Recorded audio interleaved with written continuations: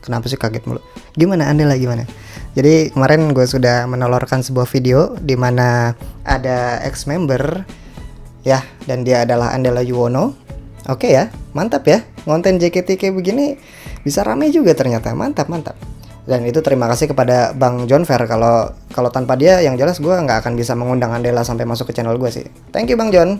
Nah, di video kemarin itu gue akhirnya kan baca-baca kolom komen. Di situ gue menemukan beberapa komentar yang menarik untuk dibahas. Ya, beberapa dari Wotazen sekalian ternyata menotis beberapa perubahan dan perbedaan yang terjadi pada Andela. Seperti di sini misalnya, nih gue taruh di sini komennya ya, sebuah komentar dari Bayu. Bayu bilang, "Andela tambah cakep aja dah." Yoi. Terlihat ya. Lalu juga Tiar Fernanda bilang, "Weh, Andela sekarang Cina sekali, wak-wak." Nah, mungkin sepintas kamu mikir, "Wih, ini orang rasis banget," gitu. Tapi sebelum kamu tersinggung, saya mau ngasih tahu bahwa orang-orang yang memberikan komentar seperti ini itu jangan langsung dicaci maki, jangan langsung dibully, jangan langsung dimarahin, jangan langsung dibilang bahwa dia rasis. Lihat dulu intensi dari apa yang dia katakan di sini. Apakah di sini dia bermaksud ngatain Andela Cina? Gua rasa tidak ada maksud dari Kak Tiar ini untuk ngata-ngatain gitu. Gua rasa dia ketika nulis itu ya lagi senang-senang aja, dan dia menyatakan apa yang dia lihat di situ. Jadi tidak ada maksud untuk menjelek-jelekan atau merendahkan pihak manapun. Gitu. Sekaligus di video ini gue mau ngasih tahu lu semua sebuah tips. Ini kenapa perut gue maju banget ya? Tahan dikit Sebuah tips tentang bagaimana cara agar kita tidak mudah tersinggung dan tidak mudah baper terhadap komentar-komentar yang mungkin bernada negatif ataupun miring. Sebuah tips yang bikin kita tidak mudah tersinggung. Cara supaya tidak mudah tersinggung gampang banget. Kita lihat dulu kebenaran dari kalimat yang dilontarkan ke kita itu. Apakah kalimat tersebut benar? Apakah kalimat tersebut faktual? Kayak misalnya ada orang bilang ke gue, "Rangga, Jawa lu," gitu. Mungkin sepersekian detik gue akan bisa merasa tersinggung gitu loh. Wah, kok rasis sih gitu. Cuman pikir lagi, itu kalimat bener nggak? Iya bener, kan emang gue orang Jawa gitu. Bapak gue Jogja, nyokap gue Solo, gue kurang Jawa apa gitu. Jadi ketika ada orang bilang Jawa lu, ya udah dia bener. Jadi gue tidak ada alasan untuk tersinggung gitu loh. Itu kalau kalimatnya faktual. Bagaimana jika kalimatnya tidak faktual atau misalnya kalimatnya salah gitu? Misalnya ada orang bilang ke gue, "Rangga, Cina lu." Bener nggak? Ya salah, orang gue nggak ada Cina-Cinanya. Ya, jadi karena kalimat itu salah, maka gue tidak perlu ada alasan untuk tersinggung juga. Orang salah, ya kan? Jadi kesimpulannya, mau kalimat itu benar mau kalimat itu salah, kita itu bisa aja tidak tersinggung gitu loh. Jadi kita yang menentukan apakah kita mau tersinggung apa enggak. Ya. Jadi menurut gue, ketika kita merasa tersinggung atas komentar orang, berarti sebenarnya problemanya tuh ada pada kita sendiri. Karena kita yang merasa tersinggung gitu loh. Mungkin orang tersebut bilang ke kita seperti itu tidak ada maksud untuk melecehkan atau merendahkan. Kitanya aja yang merasa tersinggung. Jadi kita harus introspeksi diri, lebih bercermin dan berkaca, lebih bertakwa, dan lebih mawas diri untuk jangan langsung tersinggung. Cerna dulu tuh kalimat. Oke? Mudah-mudahan 3 menit lebih ini tidak membuang waktu kamu yang berharga itu ya. Karena di sini menurut gue ini adalah sebuah formula dan tips yang sangat bagus untuk diterapkan di kehidupan masing-masing. Kita balik lagi ke topik tentang Andela Yuwono. Dari tadi gue belum ngasih intro. Nih intro, mamam nih. Ngonten lagi JKT, ngonten lagi JKT, yang penting cuan. Gue dari tadi jalan-jalan udah kayak stand up komedian gak sih? Walaupun tanpa setup dan punchline. Tapi lebih enak gitu sebenarnya ngobrol sambil nge-vlog gitu. Tapi yang jelas kalau kayak tadi gue napasnya lebih kebuang banyak, padahal gue cuma berdiri sambil ngobrol ya. Kenapa sih? Oke, kita balik ke topik lagi. Di sini gue mau menggarisbawahi tentang beberapa komentar yang jelas menyatakan bahwa orang-orang melihat perbedaan yang terjadi pada Andela. Geser dikit sini. Selain 2 komentar yang tadi udah kelihatan, ini ada satu lagi komentar yang menyatakan bahwa Andela berbeda, dari Doni Ari Setianto. Dia bilang, "Kok rada beda ya?" Nah, itu dia. Itu dia topik bahasan pada video kali ini. Jika ada orang yang menyadari perbedaan pada Andela yang sekarang, memang akhirnya teori ini memang harus terkuak juga, bahwa sebenarnya ada teori yang menyatakan bahwa Andela yang sekarang bukan Andela yang dulu. Ini semacam teori konspirasi yang mengitari kita semua. Teori yang terjadi kepada Avril Lavigne. Mungkin kamu tahu Avril Lavigne, seorang rockstar dari barat.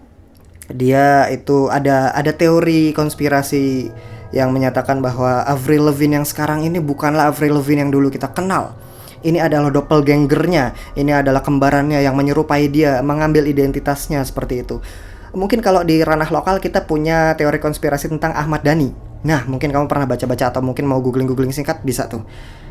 Di sini ada teori konspirasi tentang Andela Yuwono palsu. Andela Yuwono yang sekarang adalah doppelgangernya. Lalu di mana Andela Yuwono yang asli? Kita kupas tuntas dan simak penjelasan saya selama beberapa menit ke depan. Mudah-mudahan betah ya. Saya juga mudah-mudahan bisa menjelaskan dengan baik. Teori konspirasi Andela Yuwono. Yuk, bisa yuk. Teori konspirasi Andela Yuwono berawal dari malam pada saat dirinya menyatakan keluar dari JKT48. Ia menghabiskan malam-malamnya dengan merenung, menelpon teman-temannya, tidur-tiduran, dan sesekali berbicara dengan dirinya sendiri. Menyadari bahwa ia tidak lagi berjalan bersama idol grup yang membesarkan namanya itu, ia mulai berlatih sendiri, mengasah skill bermusiknya, memperdalam ilmu bermain gitar, serta bermain piano. Hal tersebut dilakukannya karena ia sadar Andela Yuwono tanpa embel-embel JKT48 hanyalah Andela Yuwono saja, dan ia tidak dapat hanya sekadar mengandalkan kecantikan wajah dan keindahan tubuhnya semata. Ia harus punya sesuatu yang lebih.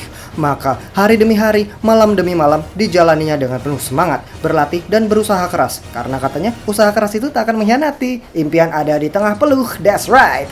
Namun di malam berikutnya ia dikejutkan oleh sepucuk surat yang berisi sebuah pesan bertuliskan, hadirnya dirimu jadi candu.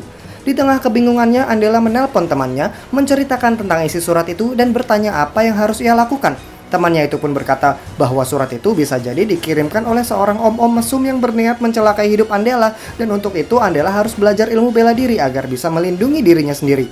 Andela menerima saran itu dengan antusias. Keesokan harinya Andela mendatangi sebuah camp khusus dengan niat menimba ilmu dan memperkuat diri. Tapi camp yang dimaksud ini bukan camp Kopassus ya. Ini yang di video cuma sebagai ilustrasi doang ceritanya ya Pak ya. Tidak ada maksud apa-apa Pak. Kopassus keren Pak. main aman. Andela mulai belajar menempa diri, menguatkan jasmani dan rohani, berlatih agar dirinya mampu menghadapi ancaman dari pihak manapun. Berhari-hari, berminggu-minggu, berbulan-bulan lamanya Andela berlatih di camp ini. Namun ternyata di tempat ini Andela dijebak. Di sebuah sesi olah tubuh, Andela diminta untuk masuk ke dalam sebuah bola besar. Ketika bola itu digelindingkan, jiwa Andela tersedot masuk ke dalamnya. Ternyata bola itu adalah sebuah portal dimensi yang menghubungkan Andela dengan universe lain dan menyebabkan dirinya tersesat di ruang hampa entah di mana. Andela menjerit, meminta tolong, namun percuma.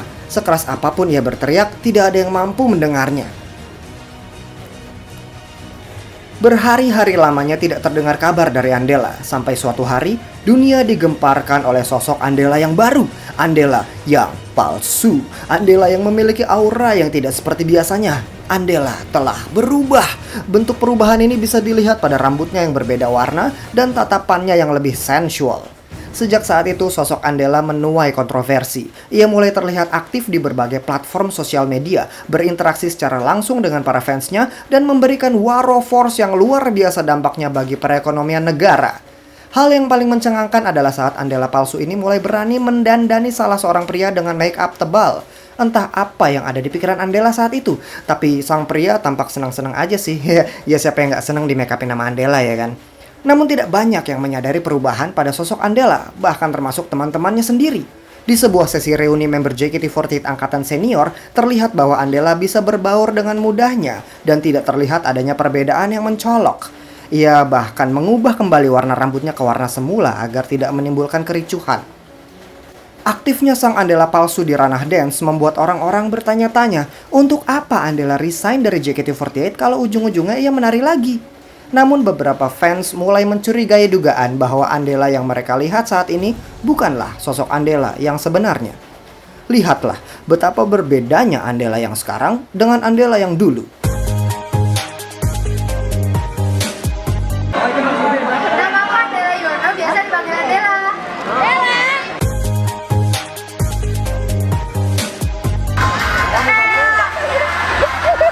Aduh, Andela. Now my baby's dancing, just dancing with my man. Andela yang palsu memiliki aura yang sangat berbeda. Banyak spekulasi yang mengatakan bahwa kinerja Andela di JKT48 memang sudah dipantau sejak single Pareo wa Emerald, di mana Andela menunjukkan kepiawaiannya sebagai ace generasi ketiga dengan masuk jadi senbatsu di lagu tersebut. Memang dari awal nama Andela Yuwono digadang-gadang sebagai sosok yang berbahaya karena dirinya memiliki skill set di atas rata-rata dan kemampuan yang memadai sebagai seorang idol. Puncak karirnya di JKT48 adalah saat dirinya terpilih sebagai senbatsu di single Kiboteki Refrain atau Refrain Penuh Harapan. Seakan senada dengan judulnya, Andela memberikan harapan yang sangat besar terhadap para fans dan stakeholder. Aku nggak gombal. Namun semua harapan para wota harus pupus ketika Andela mengumumkan graduate dari JKT48. Terlebih lagi saat sang Sri Kandi mengadakan meet and greet pertamanya, di sesi tanya jawab, Andela memberikan sebuah pernyataan yang membuat para stakeholder harus gigit jari, yaitu bahwa dirinya tidak lagi fokus di dunia entertainment, setidaknya untuk saat ini. Masih tetap di entertainment atau udah nggak lagi? Kayaknya enggak deh. Terus mau buka usaha gitu? Aku kan masih kuliah, jadi aku mungkin lanjutin kuliah dulu ya, baru Oke. nanti kedepannya baru mikirin mau entertain lagi atau enggak. Tidak ada lagi sosok Andela sang pianis hujan. Tidak ada lagi sosok Andela sang pianis doang. Tidak ada lagi sosok Andela yang gemar bercanda dan menghabiskan waktu-waktu bersama cicinya yang tidak kalah cantik. Hai Amel, apa kabar? Kangen parah gila. Kini Andela bagaikan bunga yang layu. Bunga yang kini diambil oleh sosok lain yang misterius yang menyerupai dirinya dan kini mengambil identitasnya. Siapakah Andela ini? Andela yang baru, Andela yang palsu, Andela yang tampak lebih eksotik, eksentrik, fantastik, mistik, tapi tetap cantik. Di berbagai video yang muncul akhir-akhir ini, Andela seringkali terlihat bersama dengan sosok-sosok pria. Banyak fans mulai insecure dan bertanya-tanya kemana Andela akan melabuhkan hatinya. Tak lama kemudian pertanyaan itu pun terjawab. Andela menikah pada tahun 2020. Sebuah pernikahan yang membuat sensasi di jagat maya dan mematahkan hati ribuan fansnya. Keanehan fenomenal ini menimbulkan misteri yang belum terpecahkan sampai saat ini. Siapa sebenarnya sosok Andela eksentrik yang saat ini tampil di media? Apakah ia seorang doppelganger? Apakah ia manusia buatan? Apakah dia seorang android? Dan pertanyaan yang lebih penting lagi, di manakah sosok Andela yang asli? Apakah benar ia terjebak di dimensi lain? Apakah di sana ia masih bermain gitar, bermain piano, atau bermain biliar? Tentunya kita berharap Andela yang asli bisa segera kembali. Dan yakin bahwa di kejauhan sana Andela yang asli tengah membuka mata, melihat kepada kita semua dan menyiapkan waktu yang tepat untuk kembali. Kita hanya bisa menunggu sampai saat itu. Tunggu aku bisa menggapai hatimu.